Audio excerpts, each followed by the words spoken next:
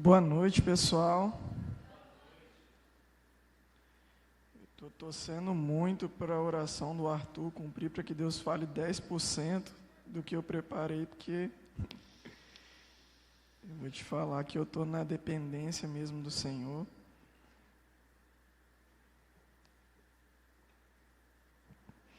O Senhor sempre vai dando aquelas ajustadas, e a gente sabe que na hora também sempre vem algo novo. Estou nessa dispensação do Espírito, me apresentando, como ele falou, meu nome é Lucas, eu sou marido daquela moça de rosa com aquele bebezinho lindo ali. Trouxe também nossa amiga Aline, nossa amiga do manto. A gente gosta muito de a gente brinca, dar uma chapadinha, Senhor. E é muito bom a gente estar com pessoas, né, que buscam ali o Senhor. Para mim é uma honra estar aqui. O pastor Diego e a pastora Virgínia, que são pastores dessa casa, foram meus primeiros discipuladores. E aí eu me tornei o tiozão, que eu falo que eu conheci a Luana quando ela era pequenininha. E esse casal muito precioso, vocês estão muito bem liderados, muito bem acompanhados aí como irmãos do Senhor. Certeza que Deus vai fazer grandes coisas aqui. Tem uma presença, sabe, do Espírito Santo bem gostosa nessa noite, e quando tem essa presença, o Ministério de Louvor preparou esse ambiente, né?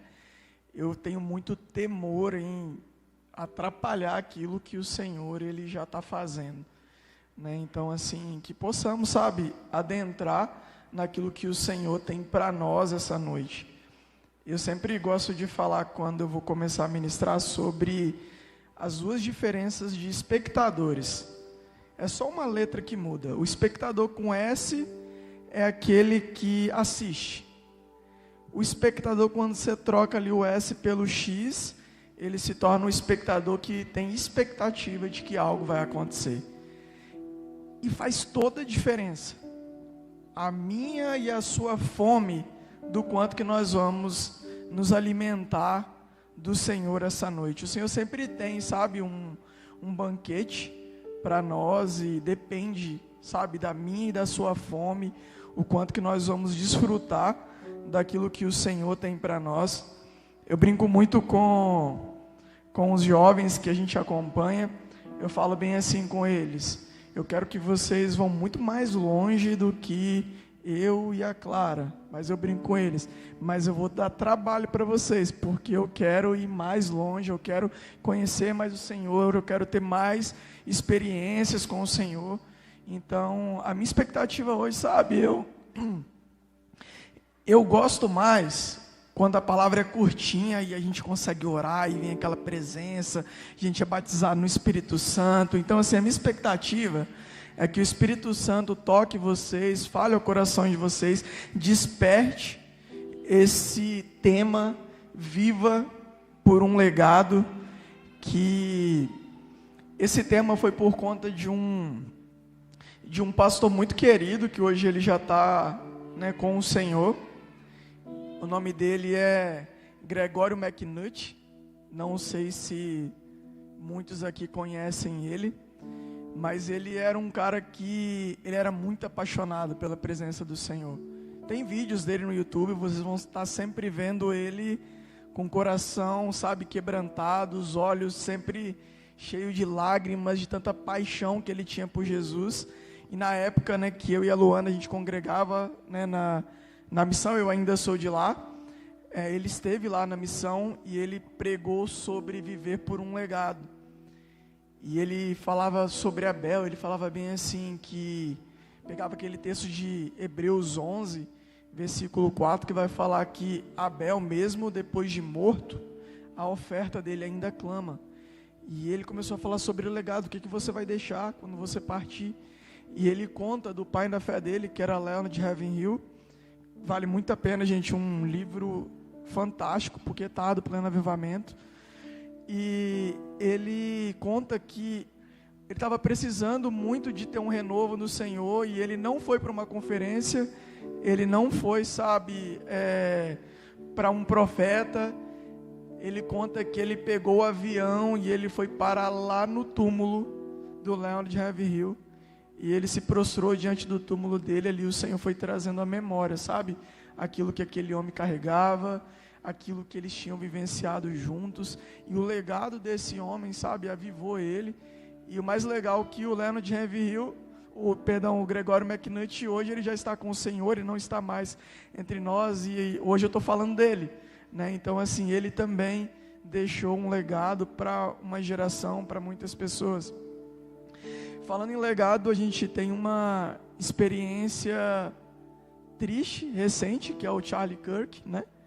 Que ele foi morto ali, porque aquele homem professava o Senhor, e o único jeito de parar ele era matando mesmo, porque eu não o conhecia tanto, mas diante do que aconteceu, começou a aparecer tantos vídeos, e eu falei, rapaz, não tinha como parar esse homem no debate, de tanta graça que ele tinha do Senhor, e eles precisaram tirar a vida dele.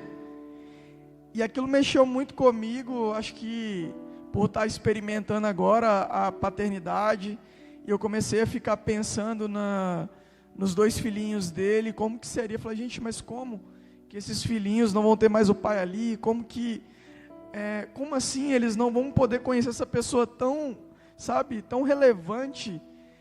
E eu fiquei alguns dias assim, até que um dia o Senhor, ele falou comigo, falou bem assim, mas você acha que eu não tenho o controle das coisas?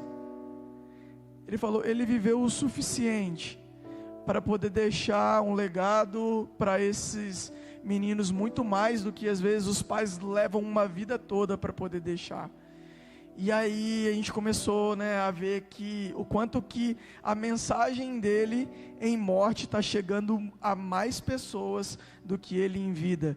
Ele tinha ali uma expectativa de alcançar ali não sei quantas universidades, e já passou em muitas, né, por conta, né, do que aconteceu com ele, né, e tem sido um avivamento lá nos Estados Unidos por conta de um homem que entregou tudo, o homem que viveu por um legado, o homem que não quis simplesmente viver, sabe, a vida dele. Ele sabia que a vida dele estava em risco, mas ele preferiu viver por um legado, ele preferiu entregar tudo para o Senhor. Eu vou pedir para que vocês abram a Bíblia em 1 Coríntios, capítulo 15, versículo 19.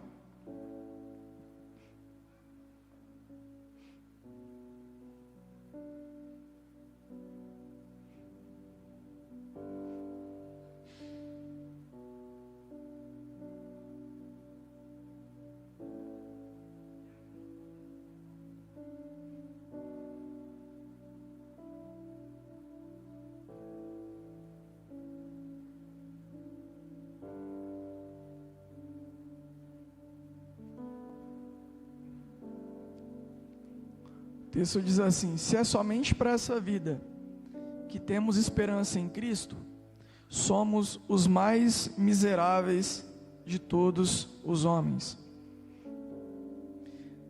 Embora esse texto, o apóstolo Paulo, ele está se referindo mais à eternidade, mas quando a gente para poder pensar sobre o reino de Deus em nós, é um reino eterno.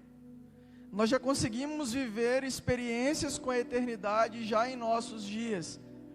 E Paulo, ele diz que se a nossa busca, esperança em Cristo, está somente, sabe, para as coisas dessa terra, nós somos os mais miseráveis de todos os homens.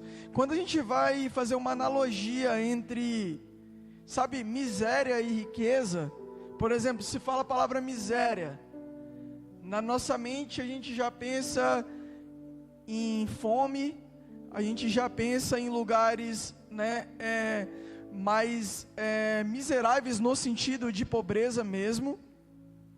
E quando a gente fala em riqueza, a gente já pensa numa mansão, em lugares que talvez as pessoas podem ir, enfim, a gente pensa nas coisas materiais. Porque quando a gente vai fazer ali a analogia, a gente tem um padrão de riqueza e a gente tem um padrão ali de miséria.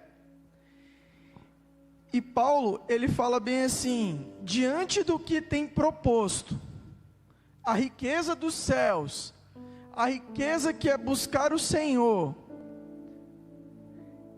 você buscar só as coisas dessa terra, nós somos os mais miseráveis de todos os homens. Então, quando a gente busca o Senhor somente para essa vida, sabe, para o meu trabalho, para eu ter um casamento, para eu ter um carro, uma casa, e acabou, diante daquilo que está proposto, nós somos os mais miseráveis de todos os homens. Tem uma história bem legal, que é quem conta é o Spurgeon. Ele conta que tinha uma mulher que tinha trabalhado na casa de uma rainha, de alguém muito importante, eu acho que era uma rainha, e ele foi visitar a casa dessa mulher, e ele olhou e tinha um quadro, né, com algo escrito, e aí perguntou para ela o que era. Ela falou, não, foi a rainha, né, deixou para mim e tal. E a casa dessa mulher era uma casa bem assim, bem humilde, bem paupérrima assim, e ele chega para ela e fala, eu posso ver o que está escrito? E aí quando ele vai ler, a rainha tinha deixado para essa mulher, sabe, uma fortuna de herança. Só que como ela não sabia ler, ela só pegou e usou como moldura. Sabe, Jesus, ele deixou uma herança para nós, sabe, incontável. Porém, muitas vezes a Bíblia em nossa casa é apenas uma moldura. Muitas vezes a Bíblia é apenas um objeto que eu levo para o culto. Mas ali contém, sabe, as direções, as promessas, para que nós possamos, sabe, alcançar essas riquezas que o Senhor tem preparado para cada um de nós. Sabe, tem coisas que às vezes a gente fica, é um motivo de buscar o Senhor que nem precisa, sabe, as pessoas sem Jesus já alcançam.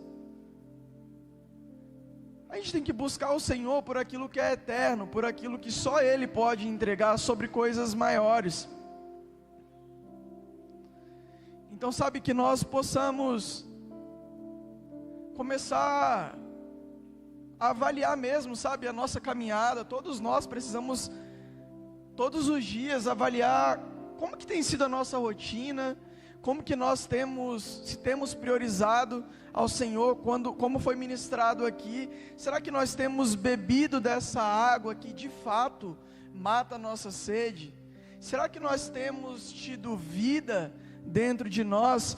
Porque nesse texto ele fala de uma promessa que se a gente bebe dessa água, nós também nos tornaríamos uma fonte que jorraríamos dessa água. Tem gente bebendo daquilo que a gente tem gerado? Nós temos conseguido transmitir essas águas de vida no nosso trabalho, na nossa escola? Nós temos conseguido fazer a diferença? Porque assim, tem um entendimento que eu acho que foi falado por muito tempo, mas eu sinceramente eu acho que ele está um pouco incompleto. E eu vi uma frase recente que me chamou muita atenção, que diz assim, que a igreja não é um hospital, a igreja ela é um exército. Ela até tem enfermaria, mas no hospital você não convence pessoas de irem para a guerra. E por muitas vezes a igreja ela só é um lugar onde as pessoas elas só vêm para ser curadas, elas só vêm para poder receber. Mas aqui é um campo de treinamento, aonde daqui nós deveríamos cumprir o ID, daqui nós deveríamos fazer a diferença na sociedade. Sabe, Jesus só precisou de 12 para poder abalar todo o mundo, sabe? Ele não precisa de muitas pessoas, ele precisa de algumas que entreguem tudo, algumas que vivam por um legado. Sabe, o Senhor ele sabe coisas sobre nós que nós não temos ideia. O Senhor consegue nos ver, sabe, Ele é atemporal, Ele já consegue nos ver aonde Ele pode nos levar. Sabe, o Senhor, Ele fala coisas sobre nós, que muitas vezes nós não estamos no lugar para poder ouvir. Então que nós possamos, sabe, buscar o Senhor almejando coisas maiores, sabe, aquele sentimento de querer mudar o mundo mesmo, sabe, de você sair de casa e pensar, poxa, hoje eu quero ser usado para poder falar com alguém do Senhor, eu quero estar sensível, Senhor, à sua voz. Eu estou aqui lanchando, mas eu estou de olho para saber se por acaso não tem alguém aqui que o Senhor quer me dar uma palavra de conhecimento para talvez eu pegar e liberar sobre a vida dessa pessoa. Gente, um homem e uma mulher cheio do Espírito Santo, ele é uma ameaça, ele faz um estrago. E quem experimenta disso não consegue. Paulo, ele experimentou disso, por isso que ele fala, quem busca o Senhor só para essa vida, não entendeu nada. Não entendeu nada. Então que nós possamos, sabe, buscar o Senhor, que nós possamos avançar no conhecimento de quem Ele é, naquilo que Ele tem para nós. Eu vou pedir para vocês abrirem a Bíblia comigo em Neemias, capítulo 1.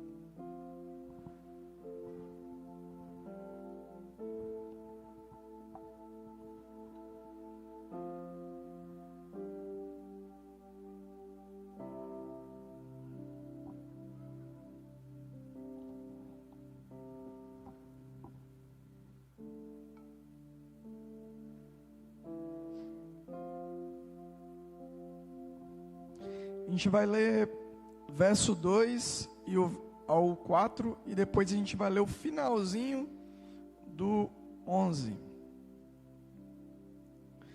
Diz assim: Anani, um dos meus irmãos, veio de Judá com alguns homens e eu lhes perguntei acerca dos judeus que haviam restado, os sobreviventes do cativeiro e também sobre Jerusalém.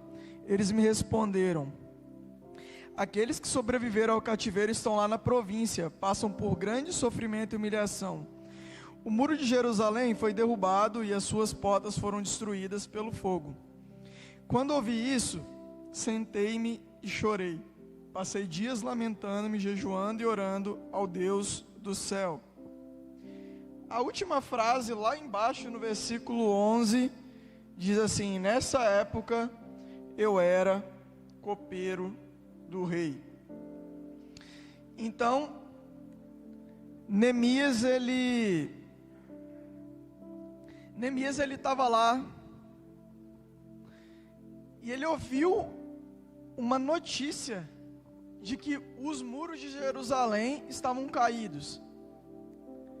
Neemias ele não viu, ele ouviu falar que os muros de Jerusalém estavam caídos e que o pessoal estava sofrendo muita humilhação. E eu fico pensando ali, quantas pessoas talvez não passaram, viram, talvez até puderam ali, ficar tristes. Mas vai dizer que Neemias, ao ouvir falar disso, ele se prostra e começa a orar e jejuar o Senhor. Ele passa dias orando.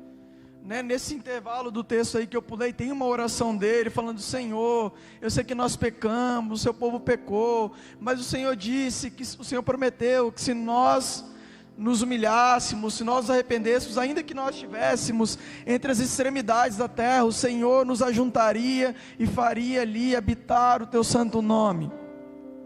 Sabe, para que a gente possa fazer a diferença na nossa geração, no nosso tempo, a primeira coisa que o Senhor costuma gerar em nós é uma inconformidade com alguma realidade. O Senhor, Ele compartilha do coração dEle conosco, de maneira que a partir dali a gente comece a se movimentar. Sabe, porque o cristianismo, ele não é a religião que é sobre nós.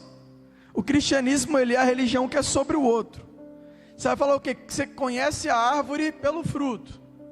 A árvore se alimenta do fruto? Não se alimenta do fruto. Quem se alimenta é o outro. O que o Senhor vai nos tornando não é para a gente, é para o outro. Então, o Senhor, Ele ele busca, sabe, aquele mesmo chamado do Senhor lá, quem há de ir por mim, quem enviarei, Isaías, isso secou de geração em geração.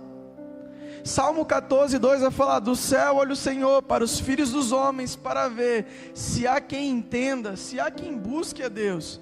Os olhos do Senhor, ele passeia sobre a terra, à procura de homens e mulheres que se importam com Ele, sabe? Que se importam com o coração dEle. Então, nós precisamos, sabe, parar de olhar para a nossa vida e... será que a gente se importa como que está o coração do Senhor? Será que a gente se importa com as mesmas coisas que o Senhor tem se importado? Ou será que nós só temos olhado para as nossas vidas? Eu lembro de uma experiência com a pastora Virgínia que ela contou. Tinha uma menina que era lá da nossa igreja na época, e ela foi lá e a pastora Virgínia foi lá e ligou para ela. Na hora que a pastora Virgínia ligou para ela, ela falou bem assim, ela falou: pastora, eu estava aqui no banheiro a ponto de tirar minha própria vida, e eu falei com o Senhor, que se ninguém me ligasse aqui, eu tiraria minha própria vida.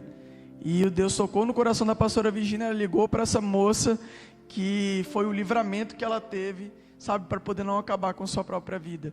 Então ali a gente vê o quê? Que alguém que está sensível à voz de Deus, que está se importando com outra pessoa, liga, se importa, e a gente vê o quê? Um livramento, mas gente, de morte literal, não era simplesmente morrer espiritualmente, que é muito sério também, mas ali já não teria mais jeito. Então assim, o primeiro passo para que nós possamos viver algo no Senhor, entender, sabe, ser inconformado. O que te incomoda? O que seriam esses muros de Jerusalém para vocês? É o tráfico humano? É o aborto? São os órfãos? São os moradores de rua? Quem são? Qual é o muro que hoje você olha e fala: cara, queria poder mudar isso. Eu queria poder fazer algo para que fosse relevante sobre isso. Certamente, sabe, se tem algo já que o seu coração queima para poder fazer a mudança, quando você vê às vezes alguém fazendo, normalmente já é aquilo que o Senhor já pode estar trazendo, sabe, para o seu coração.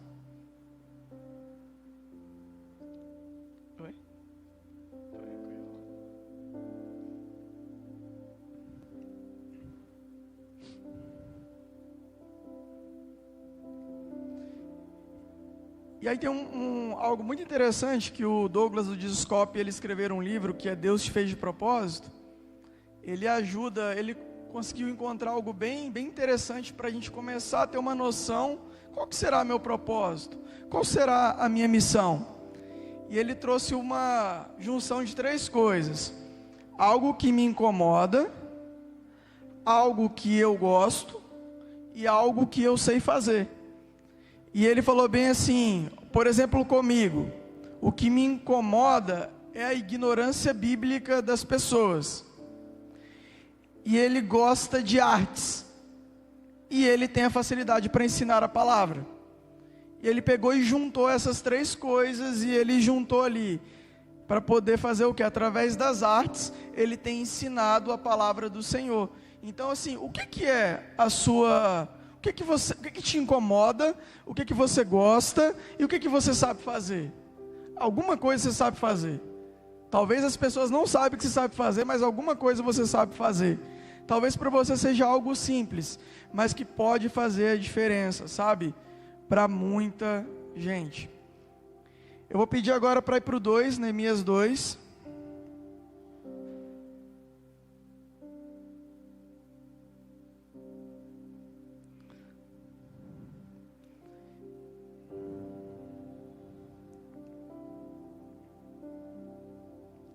Aqui a gente vai avançar um pouquinho, E a gente vai lendo o versículo 12, que é: saí de noite com alguns homens, e eu não havia contado a ninguém o que Deus havia posto no coração para fazer por Jerusalém. Aqui já é um pouquinho avançado na história, mas na próxima a gente vai voltar um pouquinho. Mas eu queria aqui frisar que Deus colocou algo no coração de Neemias. E aqui eu quero contar para vocês uma experiência que eu tive, que começou mais ou menos lá em 2014 e durou ali alguns anos, que foi bem marcante assim na minha caminhada com o Senhor. Nós tínhamos uma equipe de evangelismo, e a gente fazia evangelismo nas ruas. A gente chegou a viajar a algumas cidades com essa equipe de evangelismo, mas começou a tocar no meu coração poder fazer algo mais sólido, porque muitas vezes a gente evangelizava, mas não sabia, mais o que tinha acontecido com a vida daquela pessoa. A gente queria tentar trazer algo mais sólido, no qual a gente pudesse ter ali um relacionamento mais profundo. E nós começamos a orar sobre isso, falar: Senhor, onde o Senhor quer nos levar? Quem que o Senhor quer alcançar? E a gente começou a orar, a buscar o Senhor, até que certa vez eu estava com um amigo meu, a gente estava orando, e o Senhor e deu uma visão de uma mulher que ela vinha com uma bacia pedindo comida. Ela estava com a roupa meio rasgada assim, e eu falei com esse amigo meu, falei bem assim: eu acho que Deus vai levar a gente para um lugar de muita miséria. E beleza, passou um tempo, uma pessoa da nossa comunidade falou bem assim: Lucas, nós conhecemos um rapaz, ele estava pedindo dinheiro para a gente no supermercado, e a gente começou a ajudar esse rapaz, ele precisa de muita ajuda, e Deus falou que eu tinha que falar com você, para você ir lá ajudar esse rapaz. Aí eu falei: beleza. Aí eu fui reunir alguns jovens, a gente foi até esse bairro. Essa rua, ela não tinha CEP, não era asfaltada, era assim, impossível eu chegar naquele lugar por mim mesmo, somente o Senhor. E eu comecei a criar algumas expectativas na minha cabeça, que era um jovem, né? Eu pensei, a gente começou a ajudar a reformar a casa dele e tal, e eu pensei, poxa, a gente vai começar aqui a pregar para esse jovem. Aí comecei a lembrar das histórias de avivamento, a gente vai evangelizar, vai trazer pessoas, e aí a gente vai ajudar as outras casas também e tal. E eu comecei a imaginar o que o Senhor faria. E nessas idas e vindas, ajudando lá a reforma da casa desse jovem, uma irmã nossa foi lá, sentou e rodeou dela algumas crianças. E ela começou a contar a história bíblica para essas crianças. Na hora que eu bati o olho e eu vi aquilo ali, o Senhor falou: é isso aí. Gente, eu não tenho muito jeito com criança, estou começando a ter agora. E agora pronto, o que eu estudei, eu me preparei, não tinha como usar nada, porque as crianças não iam entender sobre conhecimento bíblico, sobre teologia, sobre qualquer outra coisa. E nós começamos a voltar todo sábado nesse lugar. E a gente ia lá para poder brincar com as crianças, ensinar o evangelho brincando de corrida de tampinha, ensinar o evangelho brincando de pique-pega, jogando futebol. E era muito, muito louco assim, porque tinha uma galera de jovem que todo sábado de manhã estava indo lá para esse lugar para poder servir o Senhor. E eu lembro assim, que era todo mundo ali começando na vida profissional, e era de ônibus, e não era tão perto, e a galera ia queimando mesmo pelo Senhor. E a gente começou assim, era muito, quando a gente chegava lá, aquelas crianças, elas vinham correndo, pulavam na gente, abraçava a gente, e eu lembro assim que muitas pessoas, elas gostam, né, de um título, gostam de reconhecimento, e eu lembro assim que o que eu mais gostava de ser chamado era o tio Lucas do cultinho. E era muito legal, assim, você poder de alguma forma, sabe, fazer a diferença na vida de algumas pessoas. Eram crianças que não tiveram paternidade, eram realidades que não tinha piso no chão da casa. E ali a gente começa a ver, sabe, que às vezes a gente fala em missões só na África, mas tá do nosso lado, sabe? Tá do nosso lado aquilo que a gente precisa. Eu vou pedir só para a gente ficar de pé, só para a gente cantar mais um louvor, fazendo favor.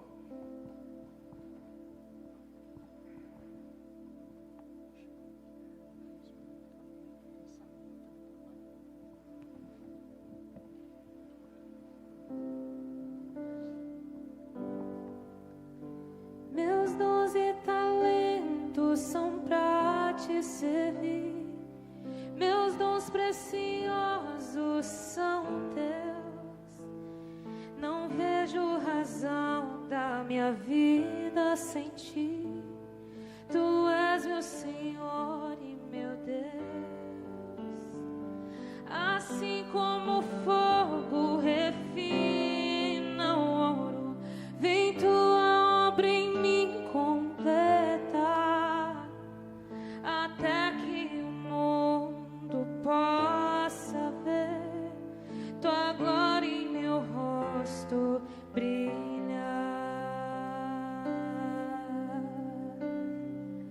A tua palavra escondi,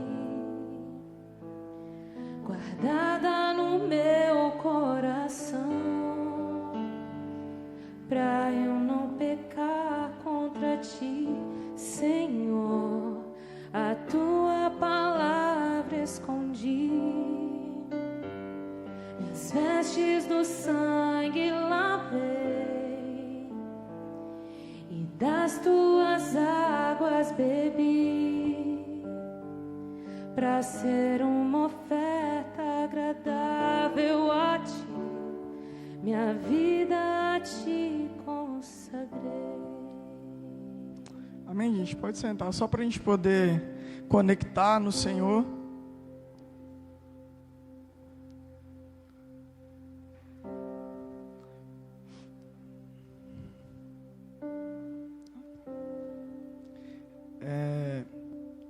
Então, pessoal, eu compartilhei essa experiência, sabe, porque nós éramos ali alguns jovens, sabe, e nós queríamos fazer algo para o Senhor que fosse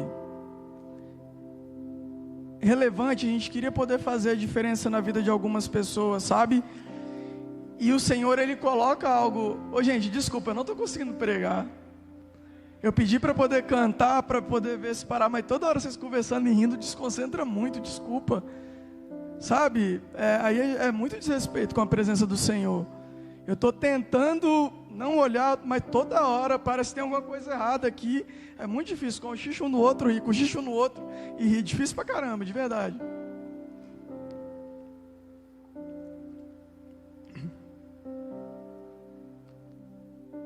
A gente precisa ter zelo na presença do Senhor.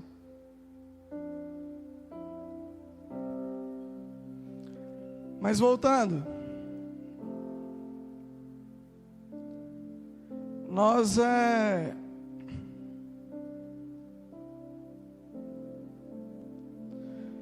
então tivemos esse tempo que foi muito precioso, sabe, para a gente, onde nós experimentamos muito da provisão do Senhor, sabe. O Senhor, Ele, naquilo que Ele nos chama, Ele sempre vai nos chamar para algo que é muito maior, sabe, do que nós. Ele nunca vai chamar a gente para poder fazer algo ali que é totalmente o que a gente tem condição de fazer, aquilo que nós temos ali, a provisão financeira para poder fazer. Ele sempre vai nos chamar para poder fazer algo além de nós mesmos. Por isso que eu até li propositalmente aquele final, que era o quê? Naquele momento, né, eu era o copeiro do rei. O copeiro do rei, que era Neemias. Depois eu já vou contar, não vou nem abrir aqui para poder ler. Vai falar que ele ora ao Senhor, ele chega diante do rei, e ele chega diante do rei e chega muito triste, e o rei vai perguntar: o que está acontecendo? Sabe, pelo seu semblante, isso só pode ser tristeza do seu coração. E ele fala bem assim: como que eu posso não estar triste, se o muro de Jerusalém, ele está destruído, o muro aonde os meus pais foram enterrados, eles estão destruídos. E o rei vai e pergunta: e o que é que você quer? E ele fala bem assim: rei, se for do agrado do Senhor, eu vou te pedir para que o Senhor envie, que eu possa enviar em cartas em seu nome para pessoas para levar madeira, e outras pessoas para isso. Eles foram escoltados, enfim. Então a gente está falando de um copeiro do rei que foi fazer uma obra de construção. Sabe, por que eu estou trazendo isso? Porque Deus é o Deus dos improváveis. Amém. Sabe, Deus é um Deus que Ele... Às vezes a gente pensa: cara, mas isso não é para mim. A gente pensa assim: cara, Ele está falando ali, mas tem nada a ver comigo. Gente, eu não fui criado num lar cristão. Na minha ascendência não tinha nem um cristão. Às vezes eu vou no culto, o pessoal fala bem assim: sempre tem aquela avó, a mãe que ora. Eu falei: gente, eu não sei como eu fui parar na igreja, porque não tinha para onde puxar. E eu lembro até hoje assim que eu tinha uma resistência muito grande com a igreja, porque a maioria dos cristãos que eu conhecia, eles não viviam aquilo que eles pregavam. E eu lembro que eu fui parar num encontro com Deus, e ali o Senhor, Ele se revelou a mim, Ele falou comigo. Eu só lembro de estar lá na frente chorando e entregando a vida para Ele. E depois eu pensei: meu Deus do céu, estou virando crente. E aí no meio disso, Deus começou a levantar profetas para poder falar assim: você vai pregar a palavra. Aí eu olhava assim, eu falei: gente, eu pregar a palavra? E ele falando bem assim: você pode até não acreditar, mas Deus vai te usar para poder pregar a palavra. E eu ficava bem assim, eu falo: meu Deus. E é sobre isso, sabe? O Senhor, Ele sabe coisas sobre nós que nós não sabemos. O que foi que o Senhor já falou com você? Sobre aquilo que Ele te usaria. Nós precisamos, sabe, crer que o Senhor, Ele é poderoso para poder usar aqueles que não são, para confundir os que são. Ele usa mesmo os improváveis. Quando a gente vai ali nas histórias bíblicas, dificilmente a gente vai ver os mais capazes sendo chamados pelo Senhor. Então assim, que nós possamos, sabe, avaliar a nossa vida, buscar no Senhor, sabe, qual que é o nosso propósito, qual que é o nosso chamado. A presença do Senhor e esse acesso, sabe, ao poder de Deus, é algo que nós precisamos aprender. Aprender que a oração de fato muda as coisas. Aprender que Deus é um Deus que quando Ele te chamar para poder fazer algo maior, você vai ter que botar o pé e depois que vai vir a provisão. Nunca vai ser o contrário, sempre vai ser primeiro você dar o passo de fé. Aquilo que o Senhor já colocou no seu coração de projetos, sabe, primeiro você coloca o pé, amém? Primeiro a gente coloca o pé, e depois Deus Ele coloca o chão. Enquanto eu estava falando isso, me veio ser sobre você, sabe? Sobre Deus ter algo mesmo para você, de você colocar o pé, sabe? Dos projetos que o Senhor tem para você. E não sei se já existem ou se é algo que ainda o Senhor vai fazer, mas para que você não espere ter as coisas para poder fazer, mas para que você dê um passo de fé, e o Senhor Ele vai providenciar todas as coisas. Então nós precisamos, sabe, isso. E eu lembro que quando eu a gente estava nesse ministério, eu lembro que certa vez, às vezes a gente pedia algumas coisas na igreja para poder ajudar lá, né? Porque às vezes a gente pedia ajuda com cesta básica, alguns materiais para poder fazer o cultinho lá com as crianças. E eu lembro que eu tinha pedido já ao pastor, falou: pastor, eu quero fazer um pedido lá, o pessoal doar algumas coisas lá para o ministério e tal. Ele falou: não, pode ir. Quando foi na sexta-feira, o Senhor, ele já falou comigo, falou: Lucas, não é para você pedir. Aí eu falei: beleza. Fui lá, mandei mensagem no grupo, e aí o pessoal que estava lá com as crianças me cobrando material, e eu falei: gente, olha só, Deus está falando que não é para poder pedir. Eu acho que Ele quer mostrar para a gente que Ele pode providenciar as coisas que nós precisamos sem a gente precisar de pedir. E aí depois desse culto, na semana seguinte, um dos membros do ministério, ele estava passando por uma igreja que ele fazia parte antes de estar lá com a gente.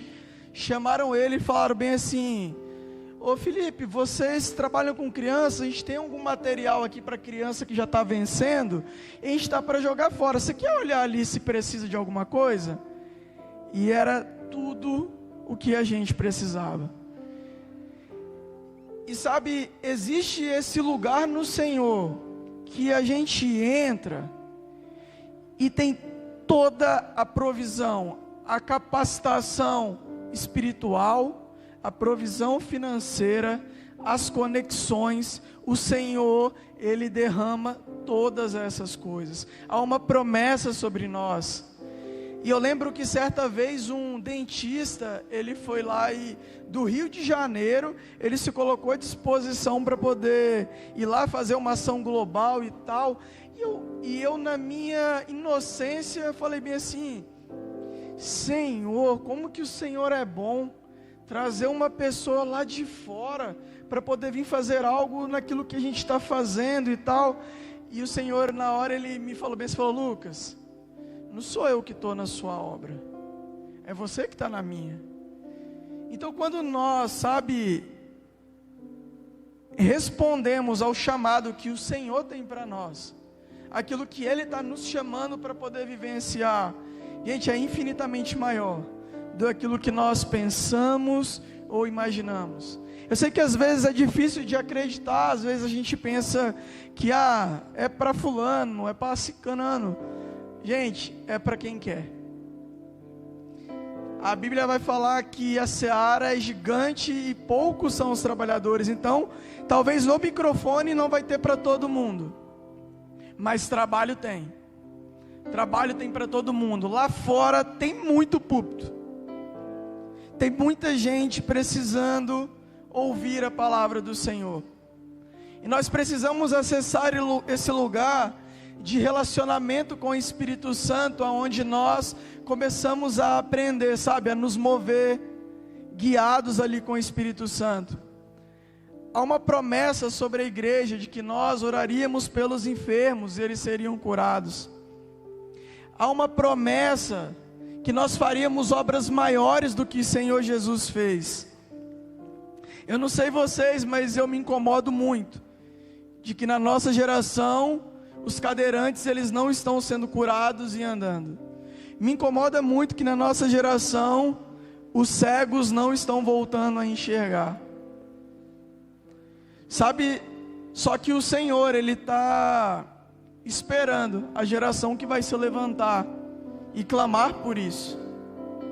Muitas gerações se levantaram e vivenciaram isso. Hebreus 11 vai falar de uma galeria dos heróis da fé. Só que eles já viveram o tempo deles. Hoje somos nós. Eu e você somos aqueles que precisamos nos posicionar para poder manifestar o reino de Deus em nosso tempo. Clamar pelo reino de Deus, crer que o que está escrito é possível a gente viver no nosso tempo. Nós precisamos, começar a orar por pessoas, começar a ter coragem, sair da nossa zona de conforto. Eu lembro de uma vez que eu fui para o supermercado, e aí gente, quando alguém fala que está com dor perto de mim, eu sou meio fominha para poder orar por cura e ver a pessoa sendo curada. E eu estava no supermercado, e aí eu vi uma menina conversando com o filhinho dela, obviamente que ela estava falando com ela mesma, mas ela falando que ela estava sentindo dor. E aí eu ouvi aquilo. Só que, poxa, eu fiquei ali com uma vergonha de pegar ali, já pedir para poder orar e tal. Aí vem aquela incredulidade, e se não curar, como é que eu vou ficar e tal, aqui no meio do supermercado. Beleza, fui lá, fui para o outro lado e falei: Senhor, se eu ver ela de novo, eu vou orar por ela. Aí eu vi ela de novo, aí eu falei bem assim: não vou orar, isso é coisa da minha cabeça, só porque eu quero orar, eu gosto de orar por cura, não vou abordar os outros no supermercado para isso não. E aí a minha esposa foi lá, eu não lembro se ela me ligou, mandou mensagem, falou: traz pão de forma também. Aí beleza, fui lá no pão de forma. Na hora que eu cheguei na página do pão de forma, quem estava lá? A menina. Aí eu falei: Deus, então é o Senhor mesmo. E aí veio assim uma presença do Senhor, pelo menos Ele foi bonzinho comigo, veio aquela presença testificando. E eu cheguei para a menina e falei: moça, você está sentindo dor, não está? Aí ela regalou os olhos. Eu falei: não, moça, não foi Deus que me revelou não, eu ouvi você falando, e eu queria orar por você, eu posso orar? Ela falou: pode. E foi uma oração simples, botei a mão assim no ombro dela, orei: Senhor, em nome de Jesus, que toda dor nas costas dela vai embora. E aí ela ficou olhando para mim assim, eu falei: vê se melhorou. Porque o que acontece? Às vezes a gente vai orar pelos outros, é meio assim, né? Você ora pela pessoa, aí você ora pela dor de cabeça da pessoa. Aí você não pergunta se melhorou, e a pessoa que foi orada fica ali tentando saber se melhorou, e você também não pergunta, vocês mudam de assunto, e ninguém pergunta, ninguém consulta, né? E aí eu falei: e aí, melhorou? Aí que ela se deu conta, ela fez assim, e Deus tinha curado ela, e ela começou a chorar no supermercado. E aí Deus começou a trazer algumas outras palavras, e foi falando que Ele não queria curar só a dor nas costas dela, Ele queria curar algumas coisas que ela estava passando, e Deus começou a trazer isso no supermercado, uma pessoa chorando no supermercado, e eu falo: cara, é isso, eu quero mais viver isso, sabe, da gente poder ver o Senhor movimentando no nosso meio. Gente, eu estou contando isso aqui para esse ambiente mesmo, sabe? Não é porque eu sou melhor, alguma coisa, não. É para a gente começar a orar pelas pessoas. Eu e minha esposa, a gente estava num lugar que estava a mulher cortando meu cabelo, e ela falou bem assim, falou: Lucas, eu não vou pedir você para poder deitar, porque deu um problema aqui no meu braço, e eu estou com movimento limitado. Aí, na hora que terminou, ela falou: terminou e tal, e aí eu já fiquei na cabeça: oro, não oro, e uma pessoa assim, que tem aversão à igreja, a pessoa assim, bem revoltada mesmo com a igreja, sabe, bem underground, tatuada, corpo todo, careca, doidona, e aí eu fui e falei bem assim: a gente pode orar pelo seu braço? Ela falou: pode. Fui lá, a gente orou por ela e tal. Só que eu acho que esse dia eu não perguntei. E aí depois que passou um mês, ela falou: nossa, Lucas, eu nem te contei, meu braço foi curado. E aí eu falei: cara, que legal isso. Você está em momentos do seu dia a dia, e você vê o reino de Deus se manifestando. Pessoal, o melhor argumento contra o ateu é você pegar e orar por ele ser curado. Acabou, não tem como não tem como ele ter mais nenhum argumento, sabe? Eu estou abrindo, não, estou mexendo, tá? Mas não tem nenhum, sabe, argumento contra o ateu, quando ele vê ali o poder do Senhor, sabe, se manifestando. Então que nós possamos, sabe, buscar esse poder do Senhor. E eu vou chamar o ministério de louvor